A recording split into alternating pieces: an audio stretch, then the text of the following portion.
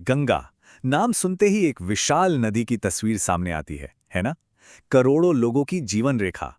पर सवाल ये है कि ये नदी इतनी विशाल, इतनी शक्तिशाली बनती कैसे है? कहां से आती है इसकी असली ताकत? चलिए, आज इसी राज से पर्दा उठाते हैं और सफर करते हैं इसकी सहायक नदियों का। तो सबसे पहले एक सवाल पर गौर करते हैं। क्या किसी नदी की पहचान सिर्फ उसके अपने पानी से होती है, या फिर उसकी असली पहचान उन ढेरों छोटी बड़ी धाराओं में छिपी होती है जो आकर उसमें मिल जाती हैं?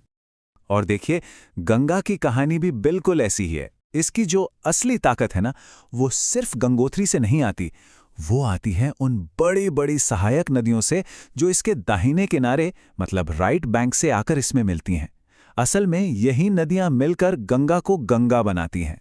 तो फिर देर किस बात के, चलिए सफर शुरू करते हैं और मिलते हैं गंगा के दाहिने किनारे की इन लाइफलाइन से। और ये सिर्फ पानी नहीं लाती, बल्कि अपनी एक पूरी की पूरी पहचान गंगा में घोल देती हैं। और सबसे पहले हमारे सफर में आती है यमुना, गंगा की सबसे लंबी, सबसे जरूरी सहायक नदी। यमुना सिर्फ एक ट्रिब्यूटरी नहीं है, ये तो अपने आप में एक पूरी कहानी है। एक पूरी नदी है जो आखिरकार प्रयागराज के मशहूर संगम पर गंगा में मिल जाती है। अब थोड़ा और आगे बढ़ते हैं। यहाँ हमारा सामना होता है सोन नदी से। इसकी खासियत यह है कि ये सीधे पेनिनसुला प्लेटो यानी प्रायद्वीपीय पठार से आती है और अपने साथ लाती है उस इलाके के ढेर सारे मिनरल्स और सिल्ट जो गंगा के मैदानों को और भी ज्यादा उपजाऊ बना देते हैं। और फिर है पुनपुन नदी। अच्छा, ये यमुना या सोन जितनी बड़ी तो नहीं है, लेकिन इसकी अपनी अहमियत है। खासतौर पर मानसून में ये बिहार के मैदानी इलाकों में गंगा के फ्लो को अच्छा खासा बढ़ा देती है, जो वहाँ की खेतीबाड़ी के लिए बहुत ज़रूरी है।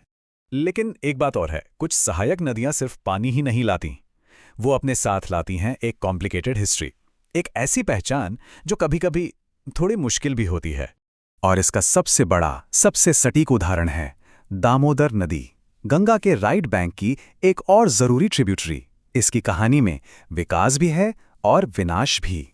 दामोदर को बंगाल का शोक यानी सॉरो ऑफ बंगाल के नाम से भी जाना जाता है। पता है क्यों? क्योंकि पुराने जमाने में इसकी भयानक बाढ़ों ने बंगाल में बहुत ज्यादा तबाही मचाई थी। ये एक याद दिलाता है कि हर सहायक नदी की अपनी एक यूनिक और कभी-कभी बहुत तकलीफदेह कहानी भी होती है। तो हमने यमुना की विशालता देखी, सोन के लाए हुए मिनरल्स देखे और दामोदर का वो दोहरा चरित्र भी देखा। इन सब को जानने के बाद एक नदी की असली पहचान के बारे में क्या समझ आता है? देखिए, सबसे जरूरी बात यह समझने की है कि गंगा अकेली नहीं है। ये एक बहुत बड़ा नदी सिस्टम है, एक ऐसा नेटवर्क जिसे यमुना, सोन और दामोदर जैसी नदियां मिलकर बुनती हैं, बिल्कुल एक जाल की तरह। सच तो यह है कि इन सहायक नदियों के बिना गंगा गंगा ही नहीं होती। तो कुल मिलाकर बात यह है कि किसी भी नदी की ताकत उसकी सहायक नदियों को मिलाकर बनती है।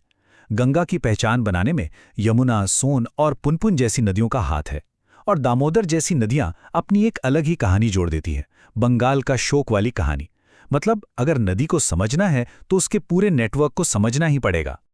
और ये पूरी बातचीत हमें एक बहुत बड़े सवाल पर लाके छोड़ देती है। अगर सहायक नदियां मिलकर एक नदी बनाती हैं, तो फिर ये नदियां मिलकर उस जमीन और वहां रहने वाले लोगों की जिंदगी को कैसे बनाती हैं? सोचिएगा जरूर।